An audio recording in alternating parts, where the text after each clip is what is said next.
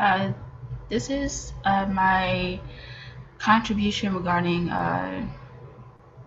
courtship, compatibility, and authenticity of character. Um, if you viewed the other, um, from the beginning, we've also been including parental guidance as well. And with the appropriateness and authenticity of character with regarding Cymbeline. So this is VCU Bachelor Arts class, William Shakespeare Cymbeline. So essentially, myself and the business, we together are a VCU Bachelor Arts. Part of those responsibilities is include the responsibilities of that include the realities of class and structure, especially when it comes to colleges and bachelors, and the realities that involved the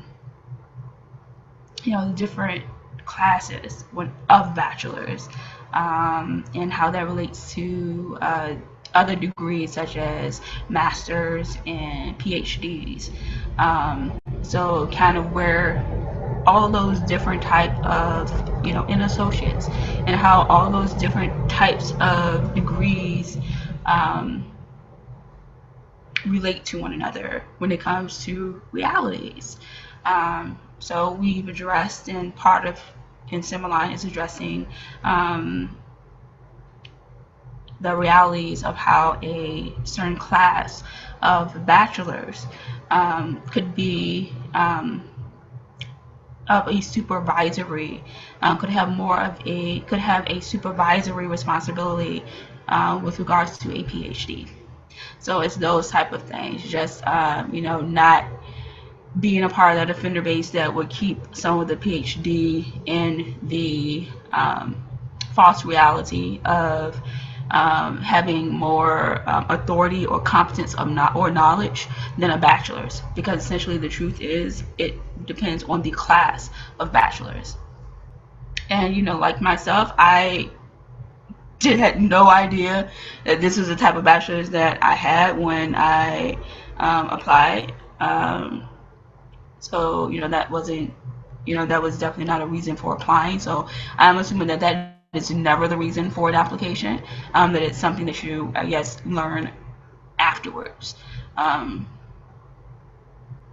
Part of that, having that character, because it's essentially who wants to accept someone if that is the sole purpose for you applying. Nobody will want that. So that's another reason why it's called VCU Bachelor Arts class. Essentially bringing my wife, the wives or that she represents, into that awareness with regards to the college and university community. So we're going to begin. Updates. We have included some additional characters. So for Bassanio, we are including, we are doubling with Peyton in the Academy. And Roman senators, we have included Morrow R. Crowell and Latman W. Crowell. Now again, most of these are not attached to any type of social security number or ID or a business identification number. But from the ones that we included, and since that announcement that was not communicated or verbalized, include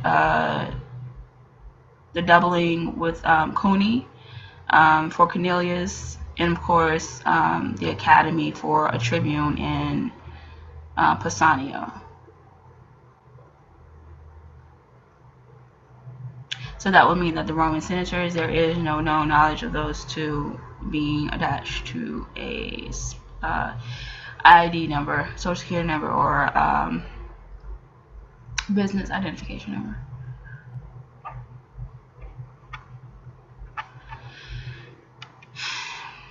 So we are at 3.7. Enter two Roman senators and tribunes. First senator.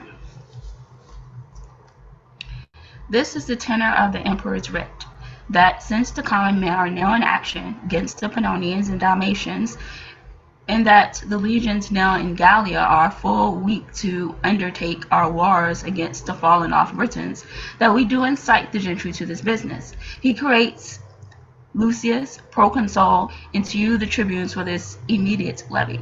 He commends his absolute commission. Long live Caesar. A tribune.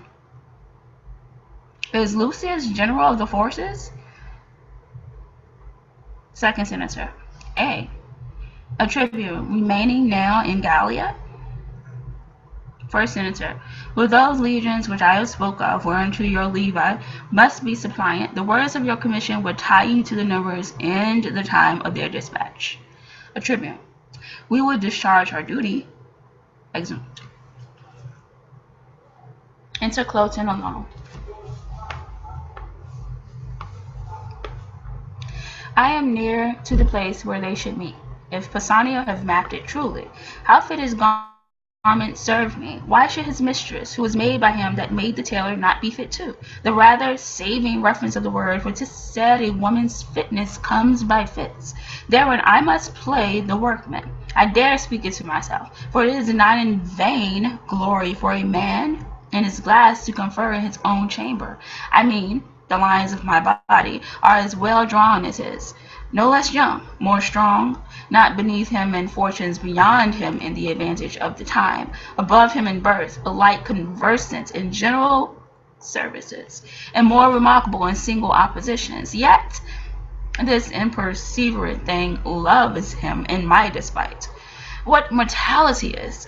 Posthumus, thy head, which now is growing upon thy shoulders, shall within this hour be off, thy mistress enforced, thy garments cut to pieces before her face, and all this done, spurn her home to her father, who may happily be a little angry for my so rough usage, but my mother, having power of his testiness, shall turn all into my commendations. My horse is tied up safe. Out, sword, into a sore purpose. Fortune put them into my hand. This is the very description of their meeting place, and the fellow dares not deceive me. Exit. Enter Belarius, Guiderius, Arviragus, and Imogen from the cave. Belarius to Imogen. You are not well. Remain here in the cave. We'll come to you after hunting. Arviragus to Imogen. Brothers, stay here. Are we not brothers? Imogen. So man and man should be, but clay and clay differs in dignity, whose dust is both alike. I am very sick. Guiderius to Arviragus and Belarius. Go you to hunting. I'll abide with him. Imogen. So sick I am not, yet I am not well, but not so citizen a wanton as to seem to die ere sick. So please you, leave me. Stick to your journal curse. Stick to your journal course. The breach of custom is breach of all. I am ill, but your being by me cannot amend me. Society is no comfort to one not sociable. I am not very sick, since I can reason of it. Pray you, trust me here. I'll rob none but myself, and let me die, stealing so poorly. Guiderius. I love thee. I have spoke it. How much the quantity, the weight as much as I do love my father. Belarius. What? How? Arviragus. If it be sin to say so I yoke me, and my good brother's fault. I know not why I love this youth, and I have heard you say love's reason without reason, the buyer at door and a demand which shall die. I'd say, my father, not this youth. Belarius. O noble strain! O worthiness of nature, breed of greatness! Cowards, father, cowards, and base things, sire, base. Neither hath meal and brand, contempt and grace. I'm not their father. Yet who should this be? Doth miracle itself loved before me? 'Tis the 9th hour of the morn. Arviragus. Brother, farewell. Imogen. I wish ye sport. Arviragus. You? Health? To Belarius. So please you, sir. Imogen. These are kind creatures. Gods, what lies I have heard. Our courtiers say all savage but at court. Experience, oh, thou disprovest report. The imperious seas breeds monsters. For the dish, pour tributary rivers of sweet fish. I am sick still, heart sick. Pasanio! I'll now taste of thy drug. Guiderius. I could not stir him. He said he was gentle, but unfortunate, dishonestly afflicted, but yet honest. Arviragus. Thus did he answer me, yet said hereafter I might no more. Arviragus. Thus did he answer me, yet said hereafter I might no more. Oh, I repeated that. Belarius. To the field, to the field! We'll leave you for this time. Go in and rest. Arviragus. Will not be long away. Belarius. Pray, be not sick, for you must be our housewife. Imogen. Well or ill, I am bound to you. Exit. Belarius. And shalt be ever. This youth, however distressed, appears he hath had good ancestors. Arviragus. How angel-like he sings. Guiderius. But his neat cookery. He cut our roots and characters and sauced our broths as Juno had been sick. And he her dieter. Arviragus. Nobly he yokes, a smiling with a sigh, as if the sigh was that it was for not being such a smile, the smile mocking the sigh, that it would fly from so divine a temple to commix with winds that sailors rail at. Guiderius. I do know that grief and patience, rooted in him both, mingle their spurs together. Arviragus. Grow patience, and let the stinky elder grief untwine his perishing root with the increasing vine. Belarius. It is great morning. Come, away! Who's there? Enter Cloten. Not seeing them at first.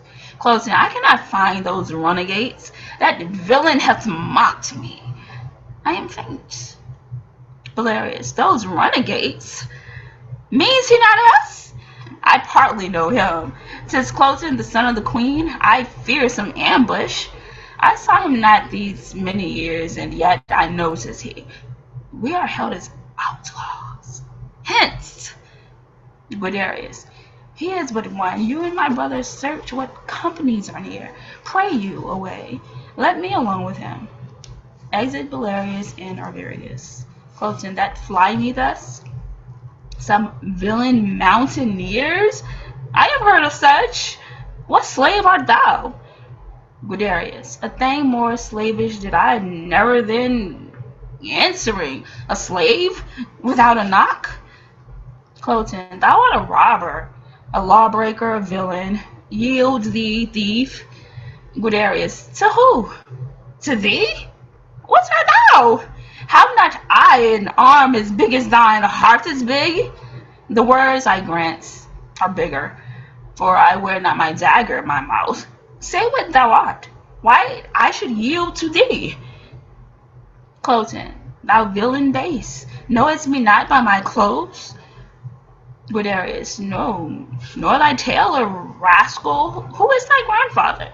He made those clothes which, as it seems, make thee. Cloten, thou precious varlet, my tailor made them not. Guiderius, hence then, and thank the man that gave them thee. Thou art some fool, I am loath to beat thee. Cloten, thou injurious thief, hear but my name and tremble. Guiderius, what's thy name? Cloten, Cloten, thou villain. Guiderius, Cloten, then double villain, be thy name? I cannot tremble at it. Were it toad or adder, spider, 'twould move me sooner. Cloten, to thy further fear, nay, to thy mere confusion, thou shalt know I am son to the queen. Guiderius, I am sorry for it, for not seeming so worthy as thy birth. Cloten, art not afeared? Guiderius, those that I reverence, those I fear, the wise. At fools I laugh, not fear them. Cloten, die the death. When I have slain thee with my proper hand, I'll follow those that even now fled hence, and on the gates of Lud's town set your heads. Yield, rustic mountaineer. Exeunt. Enter Belarius and Arviragus. Belarius, no companies abroad? Arviragus, none in the world. You did mistake him, sure? Belarius, I cannot tell. Long is it since I saw him, but time hath nothing blurred those lines of favor which then he wore. The snatches in his voice and bursts of speaking were as his. I am absolute. 'Twas very Cloten. Arviragus, in this place we left them. I wish my brother make good time with him. You say he is so fail. Belarius, being scarce made up, I mean to man, he had not apprehension of roaring terrors, for defect of judgment is oft the cause of fear. Enter Guiderius. But see thy brother, Guiderius, this Cloten was a fool, an empty purse. There was no money in it. Not Hercules could have knocked out his brains, for he had none. Yet I not doing this. This fool had borne my head as I do this. Belarius, what hast thou done? Guiderius, I am perfect. What? Cut off one Cloten's head? Son to the queen. After his own report, who called me traitor, mountaineer, and swore with his own single hand he'd take us in. Displace our heads when, thanks ye gods, they grow, and set them on Lud's town. Belarius, we are all undone. Guiderius, why? Worthy father, what have we to lose, but that he swore to take our lives? The law protects not us. Then why should we be tender to let an arrogant piece of flesh threat us, play judge and executioner all himself? For we do fear the law. What company discover you abroad? Belarius, no single soul can we set eye on, but in all safe reason he must have some attendance, though his humor was nothing but mutation and that from one bad thing to worse, not frenzy, not absolute madness, could so far have raved to bring him here alone. Although perhaps it may be heard at court that such as we cave here, hunt here, are outlaws, and in time may make some stronger head, the which he hearing, it is like him, might break out and swear he'd fetch us in, yet is it not probable to come alone? Either he's so undertaking, or they so suffering, that on good ground we fear. If we do fear, this body hath a tail more peerless than the head. Arviragus, let ordinance come as the gods foresay it. Howsoever, my brother have done well. Belarius, I had no mind to hunt this day. The boy Fidel's sickness did make my way long forth. Guiderius, with his own sword, which he did wave against my throat, with his own sword, which he did wave against my throat, I have taken his head from him. I throw it into the creek behind our rock and let it to the sea and tell the fishes he's the queen's son. Cloten. That's all I reck. Belarius, I fear 'twill be revenged. Would Polydore thou hadst not done it, thou valour becomes thee well enough. Arviragus, would I had done it? So the revenge alone pursued me? Polydore, I love thee brotherly, but envy much. Thou hadst robbed me of this deed? How would revenges that possible strength might meet seek us through, and put us to our answer? Belarius, well, 'tis done. We'll hunt no more today, nor seek for danger where there's no profit. I prithee to our rock. You and Fidel play the cooks. I'll stay till hasty Polydore return and bring him to dinner presently. Arviragus, poor sick Fidel. I'll willingly to him. To gain his color, I'd let a parish of such Cloten's blood and praise myself for charity. Exit. Belarius, oh, thou goddess, thou divine nature, how might thyself thou blazonest in these two princely boys? They are as gentle as zephyrs blowing below the violets, not wagging his sweet head, and yet as rough, their royal blood and chafed as the reddest wind that by the top doth take the mountain vine and make him stoop to the vale. Just wonder that an invisible instinct should frame them to royalty unlearned, honor untaught, civility not seen from other, valor that wildly grows in them, but yields a crop, as if it had been sowed. Yet still it's strange. What Cloten's being here to us portends, or what his us. Enter Guiderius. Guiderius, where's my brother? I have sent Cloten's clodpole down the stream in embassy to his mother. His body's hostage for his return.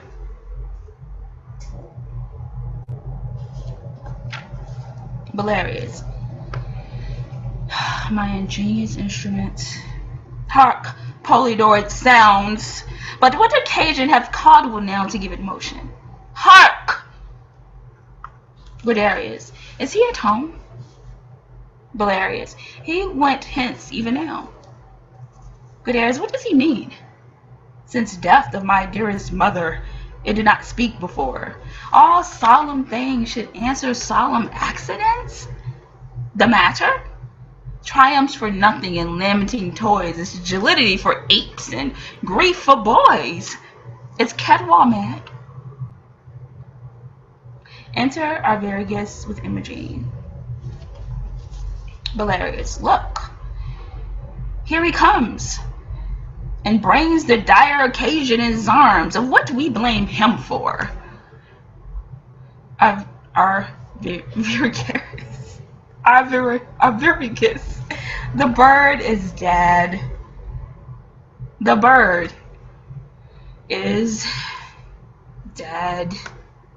That we have made so much on. I'd rather have skipped from 16 years of age to 60, to have turned my leaping time into a crutch, than have seen this. Guiderius, oh sweetest, fairest lily, my brother wears thee, not the one half so well as when thou grewest thyself. Belarius, oh melancholy, who ever yet could sound thy bottom, find the ooze to show what coast thy sluggish crare might ease this harbor in? Thou blessed thing, Jove knows what man thou mightest have made, but I, thou doubtest, a most rare boy of melancholy. How found you him? Arviragus, stark as you see, thus smiling as some fly had tickled slumber, not as death's dart being laughed at, his right cheek reposing on a cushion. Guiderius, where? Arviragus, on the floor, his arms thus leaned. I thought he slept, and put my cloth brogues from off my feet, whose rudeness answered my steps too loud. Guiderius, why he but sleeps? If he be gone, he'll make his grave a bed.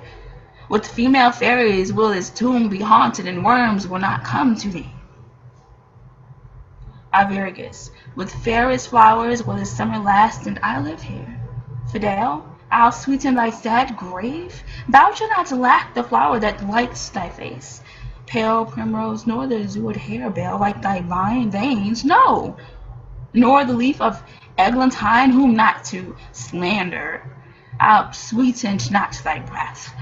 The ruddock wood with charitable bill, oh bill, sore shaming those rich left hairs that let their fathers lie without a monument. Bring thee all this, yea, and furred moss besides, when flowers are none to winter ground thy corpse. Guiderius, prithee have done, and do not play in wench-like words with that which is so serious. Let us bury him. And now it's protract with admiration. What is now due debt? To the grave? Arviragus, say, where shall lay him? Guiderius, by good Eriphil, our mother?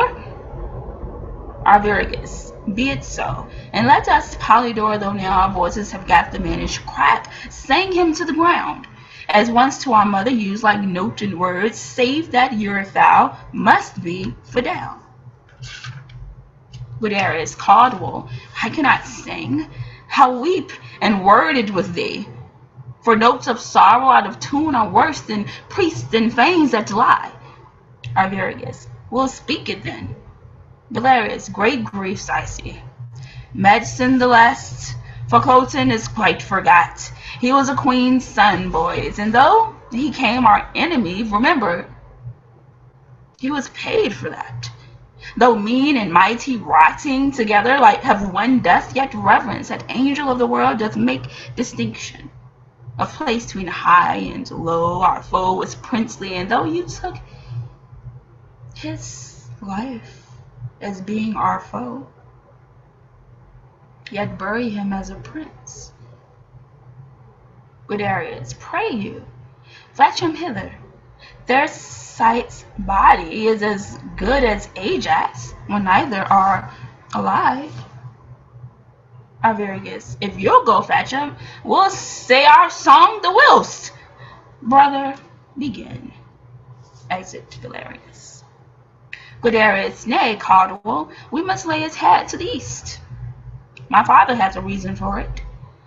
Arviragus, 'tis true. Guiderius, come on then and remove him. Arviragus, so begin.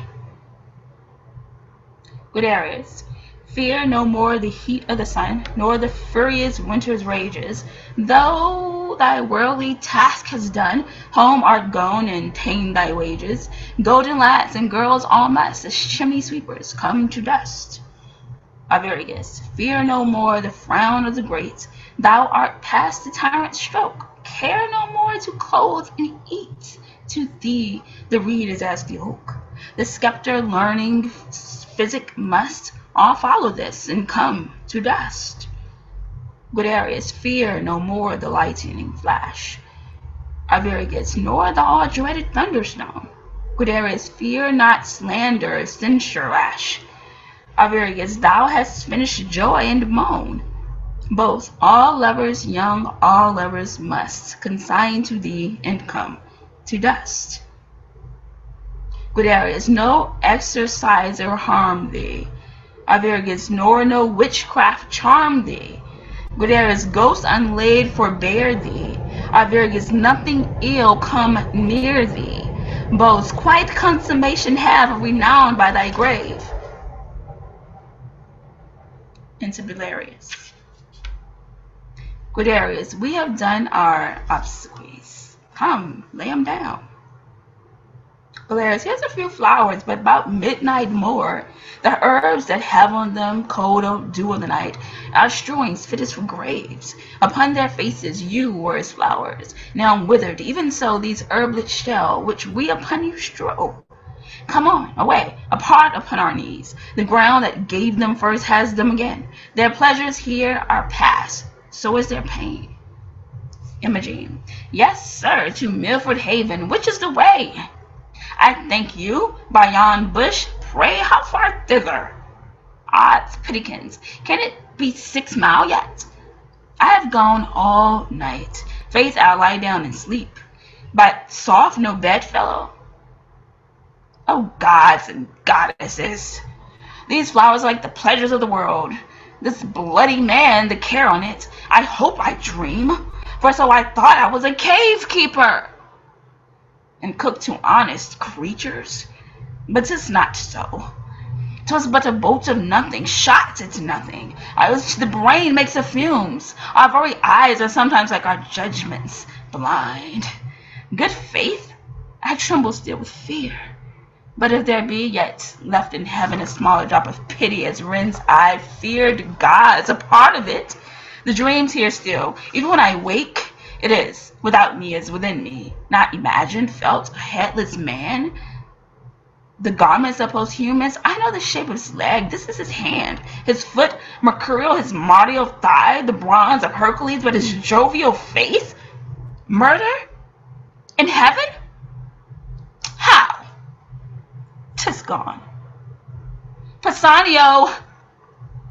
All curses, madded Hecuba gave the Greeks, and mine to boot be darted on thee. Thou conspire with this irregulous devil, Cloten, hast here cut off, my lord. To write and read be henceforth treacherous. Damn it! Pisanio hath with his forged letters damned Pisanio from this most bravest vessel of the world, struck the mountains, the main top. Oh, posthumous! Alas, where is thy head? Where's that? Me? Where's that? Pisanio might have killed thee at the heart and left this head on? How should this be? Pisanio? 'Tis he, and Cloten, malice and lucre in them, have laid this woe here? Oh, 'tis pregnant? Pregnant? The drug he gave me, which he said was precious and cordial to me? Have I not found it, murderous to the senses, that confirms at home? This is Pisanio's deed in Cloten. Oh! Give color to my pale cheek with thy blood, that we the harder may seem to those who chance to find us. Oh, my lord, my lord.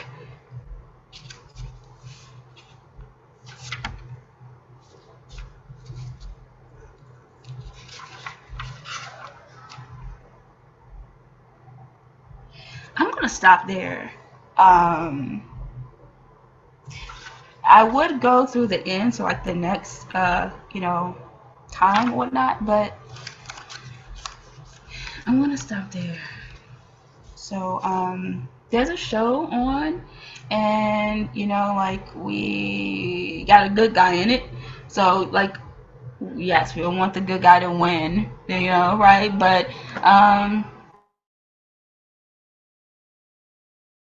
for that not to happen, not that it's with regards to security and law, sometimes the winning isn't in the completion and being like, oh, I'm the winner with this such and such and such. Sometimes what your purpose was in a particular situation is where that win is. So yeah, so because of that, I'm going to stop this, and so I can see what happens.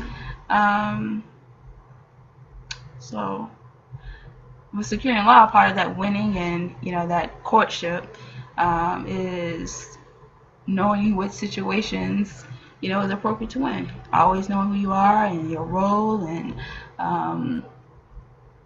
what's peaceful, and not just solely focusing on the end result equals